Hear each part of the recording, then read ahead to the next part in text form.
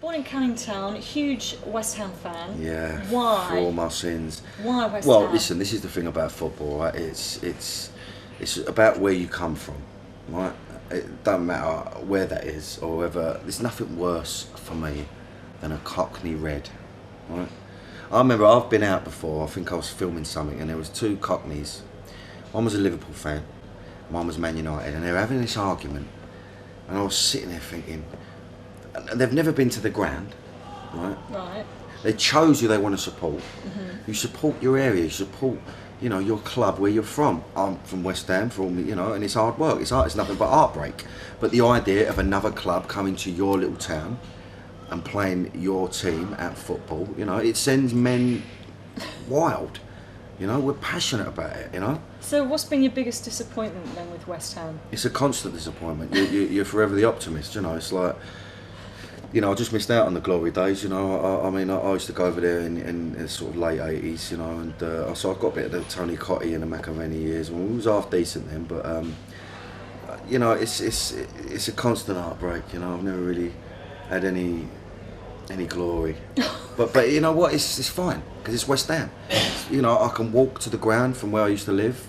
It's all part of the buzz of that, of holding your dad's hand as a boy and walking to that ground, and the smell of hot dogs and burgers, and just the whole thing of it. The atmosphere, and it's a man thing. It is, and it's women see it as so childish, but it's a passion that's within you as a man and boy.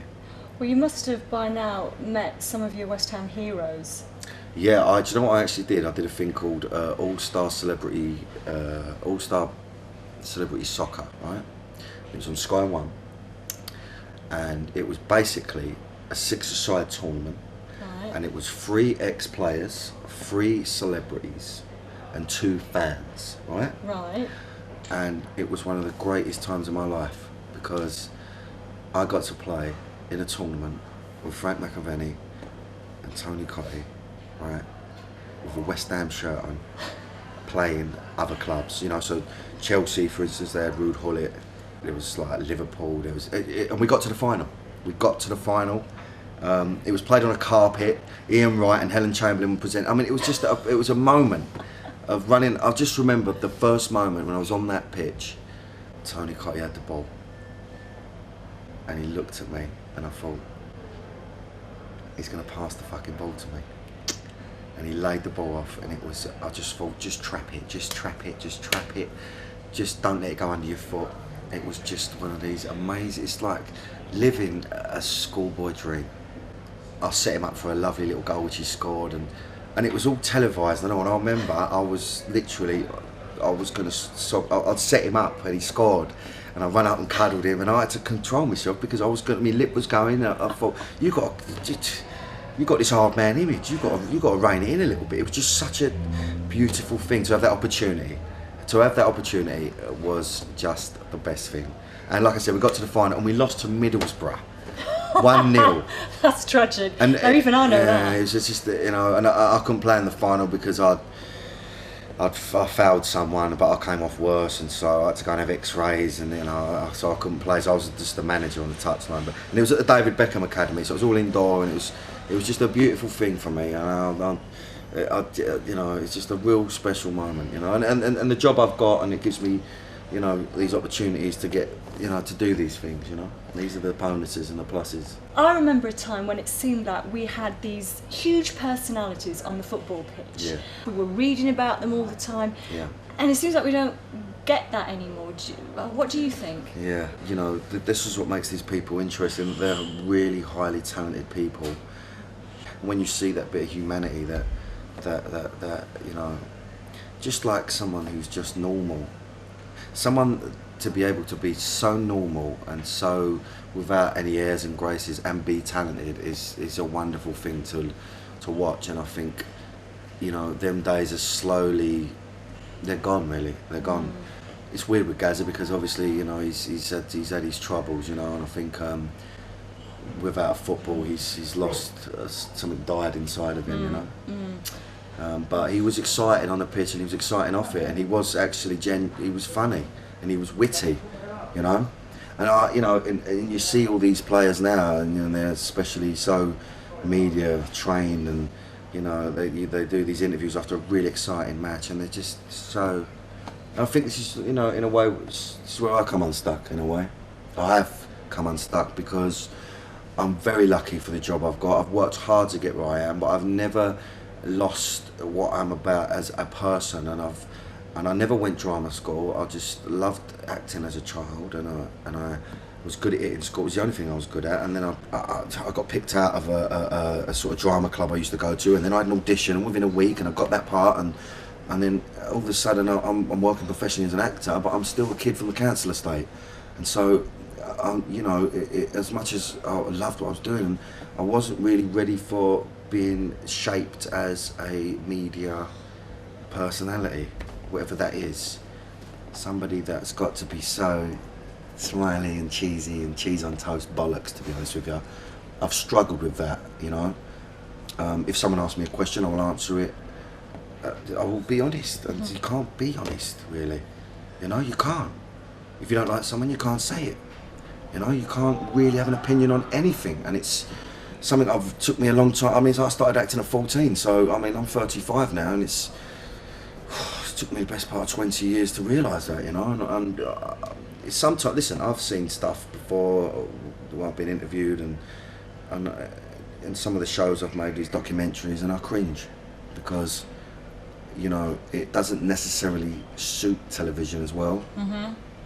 But I mean, you have a huge fan base. You seem to, the women love you, obviously, but men love you, and so you do seem to cross all the divides. But a lot of people don't really know about your theatre background, so it's not just the TV, it's not just the films. Yeah. And so often we see you gun in hand, gangster movie, but in actual fact, you've done so much more than that. Why do you think that is what everyone seems to concentrate on, and it must frustrate you? It does, and I think you get a niche in the market, okay? So you make a movie that's very successful, and so as much as you want to be versatile and do different things, the people that are going to hire you, they want to just recreate what made money.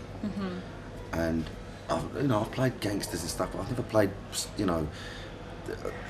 that really sort of. I usually play the anti-hero, so I'm like the Football Factory. I am playing a hooligan. I'm playing somebody that morally is wrong what he's doing, but I've got a heart with it, and so you're following me and you're sort of rooting for me. Same within The Business, another movie I made, which is about gangsters and in the 80s, and the Costa del Sol, and being wrapped up in this world that I'm trying to play the game, and actually it doesn't really suit me, and so the gangster thing, I don't know, I've been labelled with that, and I think. I've learned the hard way, because I've gone and done films, that where it's something a bit different, and I'm not the lead in it. I'm doing someone a favour, a director who's up and coming, hasn't got a lot of money, and and he writes me a lovely letter, and I go, okay, I'll come and do a couple of scenes for you, and then he goes behind my back and just puts me on the front with a gun, and tries to just. It disappoints me, because it's like, have a bit of faith in yourself as a filmmaker. You're trying to make a piece of work. Don't just fall back and go, oh. Okay, let's just put him on the front with a gun and, say it's a Danny Dyer film, when it's not. There's no imagination. I don't even know what that means. And listen, like I said, I feel blessed. All I'm trying to do really is feed my kids, and I've had a great career, and I'm passionate about what I do, but, I can't really, I've not really been good at controlling or managing it in the long game, and thinking about, maybe I shouldn't have done that, maybe I should try and, say no a little bit, and not try and help out people that are actually just out there for their. There's a lot of snakes in the business we're in, and I've learned that the hard way as well. It's about a pound note at the end of the day. Well, no one owes me a career. I have to say, there is a scene in The Business, right, where you are literally on your arse, and you're looking at yourself in the mirror, and the vulnerability that you show. Now, again, I mean, it stuck with me, because I really felt for you. I felt your humiliation in that scene. I think you know the scene that I'm talking about. Absolutely, and I got the bruise. And I really don't want to get shot. Yeah. I was uncomfortable actually watching it, because I really felt that sort of humiliation. But I think there's a clever thing about Nick Love. That's what he did. I was going to ask you about Nick Love, because it's what he wants to do. He's quite a straight goer, Nick, but he's obsessed with men, and men are with men, and that man love, Is he your favourite director? Well, look, he's been great for me. You know, I've made 4 movies with him, and arguably the most success I've had have been with his movies. I think the shame about Nick is that because I've gone through this weird stage in my career where, you know, I've got a lot of critics and snotty-nosed people that all of a sudden I'm a bit of a joke. So, you know, the film he's just made, The Sweeney, with Ray Winstone, he completely's dropped me out of it. So he's almost gone down that route of gone, do you know what, I don't really want to tie myself with Danny anymore, which I've got to say really hurt me. I love him to death, you know, he's been great for me, but he knows I'm a good actor, and the reason I've done 4 movies is purely about acting. But all of a sudden, he doesn't want anything to do with me. And bless him, he's put Plan B in the role that I should be playing The Sweeney with Ray Winstone. I don't care. Okay, I get a bit of flack, but I know I could do it as an actor. I'm capable. Me and Ray, I would have thought that would be the ideal partnership. But because I'm going through a bit of a tricky stage, he's gone, right, wipe my hands of him, move on. Now, it's not that I blame him for that, but it's like, where's the faith? Yeah. You know, and Plan B is hot property. You know, he's a musician, a brilliant lyricist, he's a poet. And he's been listen, in Harry Brown, he's brilliant. But, you know, I think for him to completely go down, see you later, But do you think that will change because you're making different decisions now regarding the work that you choose? I mean, you've just filmed Run for Your Wife. Yeah, which is a different thing because it's a comedy and it's slapstick and it's a farce, which, you know, is what I'm not known for doing. And I think it's going to surprise a few people for sure. I don't know, see, I never know. I never know what's around the corner. I just do what's in front of me. I provide for my children. I give them a good life. I'm happy with what I've done. You know, I just hope I can turn a few people around and go, do you know what, he's a good actor. That's all I want. You know, I've made a few mistakes, but I'm a good actor. I feel I can act. Well, I was going to ask you, I am a big fan of yours. I've watched a lot of your work, and I'm not just saying that because we're here now. And I think you are underrated. And I think there's Cheers, some... babe. I do, though. Appreciate it. I do. And I think the way that you come across and the way you can show vulnerability, that makes me uncomfortable to watch because I really feel it with you. And I get frustrated because when I read some of the stuff about you and I just think, well, that is absolutely ridiculous. And what is a fabulous platform, of course, is the internet for them. It's given them a voice. Yes, it has. You know, so whatever sort of life they've had, or, you know, been bullied as kids, or whatever's gone on in there, they've now got a voice and they can hide behind a screen. Absolutely. But, you know, I can't go on the internet now because some of the stuff I've read, especially about my kids, and I remember I was trending on Twitter, there was people praying I was dead. That I was trending, please tell me Danny Dyer's trending because he's died. And I thought, mate, you know what I mean? I'm just like a father to kids. Listen, I don't want to get on this whole one about feeling sorry for myself or anything like that because I've had a great life, I'm happy. You know, but it does, I'm a human being. You know, you read this stuff and you're sitting there, you're fuming. You'd like a cop for these people, you know, and go, do you know what? I've never met you before in my life, but you've got this opinion where you want me brown bread. Yeah. I'm a father to 2 daughters, and you would like to see me laying there brown bread, and you know, if you keep thinking about it, it will drive you mad. Well, listen, I can read 10 lovely comments about me, and one horrible one sticks in my nut, and I'll sit there and I'll stew on it. A lot of people have taken themselves off Twitter, they've taken themselves off Facebook, a lot of actors, because they simply, you know, cannot cope with it. No. But look, I'll end on a lighter note. Okay, if you could do a love scene with anybody at all, who would you choose? I bet it's so easy. It's the easiest question I've had. You. Well, do you know what? I think we can make without that a happen. shadow of a doubt. You. This is on tape. I'm going to hold him to this. Listen. You know, this. You don't have to try, really. No. Listen, let's sort something out. You know, let's get something together. A nice short film. Get your old man to write something. Yeah. Yeah, and we'll go to work, me and you. I think we should. Thank you.